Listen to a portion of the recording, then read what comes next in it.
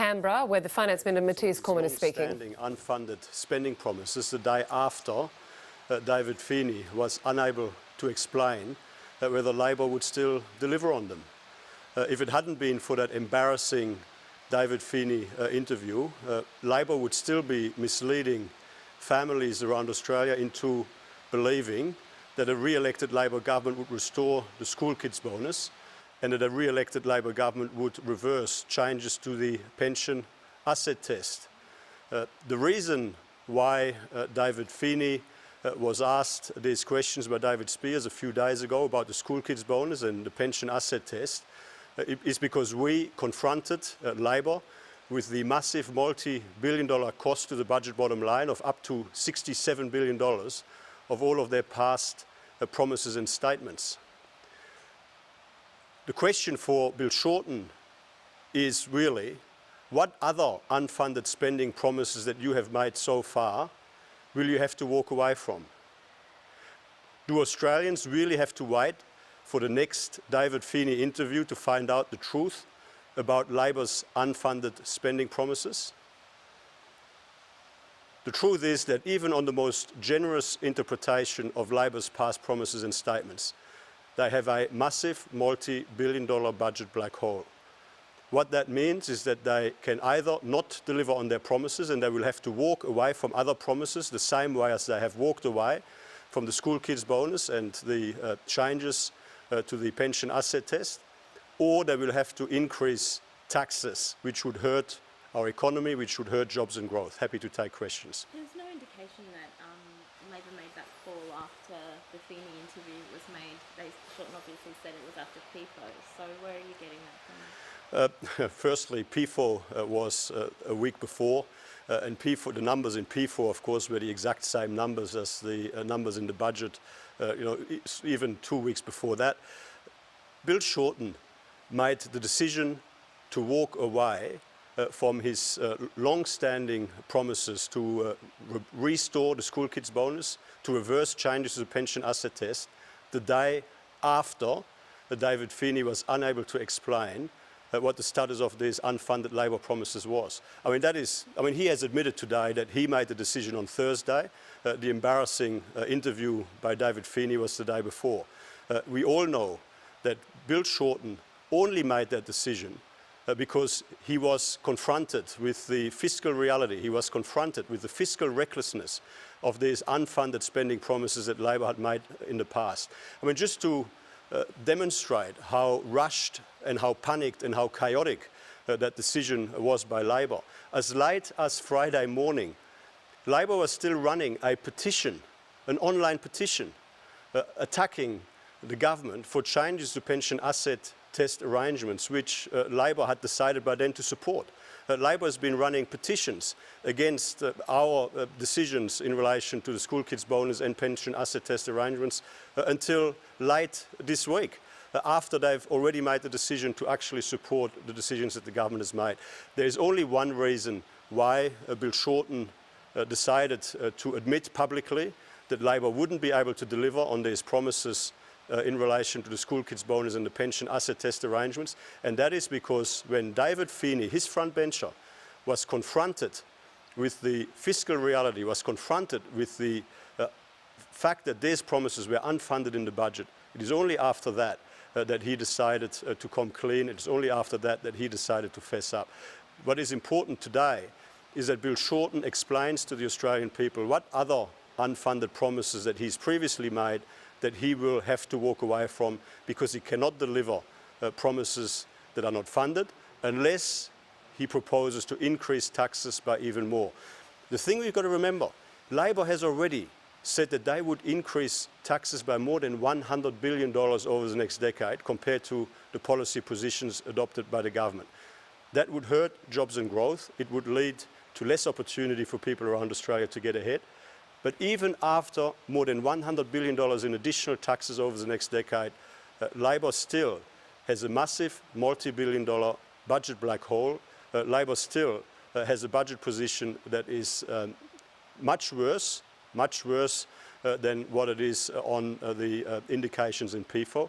So Labor needs to explain, will they have an increased deficit, or will they increase taxes, or will they walk away from more of their unfunded spending promises that they've made in the past? Speaking of car crash interviews, the Liberal candidate in McEwen has had a shocker in a James Diaz moment apparently, unable to spell out the government's health policy.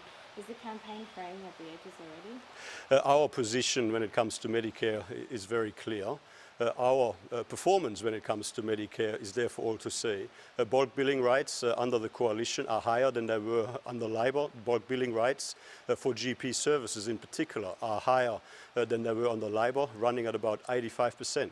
Even Catherine King, the Labor spokesperson for health, had to admit that bulk billing rates are better under the coalition than they were under Labor. Now the coalition has a very clear position when it comes to Medicare. We've got a very clear track record, and what we have been able to do is we've been able to increase funding for a range of important areas in health, for hospitals by $2.9 billion, for cancer treatment and other drugs that need to be made available on an affordable basis through the pharmaceutical benefit scheme, more than $3 billion. We've been able to pay for all of that and guarantee all of that within the budget by making savings in other parts of the budget. That is the coalition's record, and that is what we stand by. But why can't the candidates spell that out? Well, again, our position is very clear. We've got a track record when it comes to Medicare, which is superior to Labor's track record. Bulk billing rates are higher under the coalition than they were under Labor. None other than Labor's spokesperson on health had to concede that point on television last week. And of course, we have been able to make additional investments in health, which are paid for and guaranteed within the budget, paid for by savings in other parts of the budget.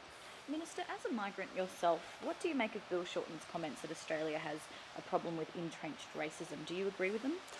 I don't agree with that at all. That is a very negative view of Australia. I'm a migrant to Australia, and Australia is an amazing country. Australia is a country built by a great diversity of people coming from all corners of the world. Australia is a country where if you come from wherever you come from, if you put your shoulder to the wheel and give it your best to help make Australia a better place, there's no limit to what you can achieve. We are overwhelmingly a very successful multicultural community, a very successful multicultural society. Yes, of course. I mean, there are issues from time to time that need to be addressed, but to make a blanket negative statement like that is very disappointing. Australia is a great country. Australia is a great multicultural country. And we are one of the most successful, if not the most successful multicultural country in the world, and we should be very, very proud of what we have been able to achieve as a great nation. Just how divided is the party when it comes to the issue of constitutional recognition? Our position in relation to that is very clear. We support it. But you have a number of candidates who've spoken out against it quite publicly. Well, again, the position of the government is very clear. We support it. Just on polling results, can I just get your thoughts on that? Is it too early to tell? Obviously, Labor's leading. Is the coalition going to come out all guns blazing in the next couple of weeks? Well, this election was always going to be close. We've always said that the election would be close. In this election, people across Australia have got a very clear choice. They've got a choice between the Turnbull government with a national economic plan for jobs and growth, with a plan to secure our transition from resource investment-driven growth to broader drivers of growth in a strong and diversified economy, or, on the other hand, a Labor Party and a group of Greens and Independents led by Bill Shorten, who have no plan for the economy, who just have a plan for higher taxes, which would cost jobs and which would hurt growth. So we will continue to make our case. We will continue to talk to the Australian people and seek to persuade a majority of people in a majority of seats that this is not the time to take risks. This is not the time to go for the political instability and chaos that would come with a return to a Labor Green government of the past, the same old Labor. But this is the time to keep going, implementing our national economic plan for jobs and growth, which is, of course, already showing results, but there is so much more work to do. Given that poll and we've got the debate tomorrow, the Prime Minister's going to be under a lot of pressure to perform better than he did in Western Sydney. How do you think he'll fare? Well, I thought that Malcolm Turnbull performed very well in Western Sydney, and I'm confident that he'll perform very well tomorrow. And what kind of issues do you think he'll be articulating in this different kind of format?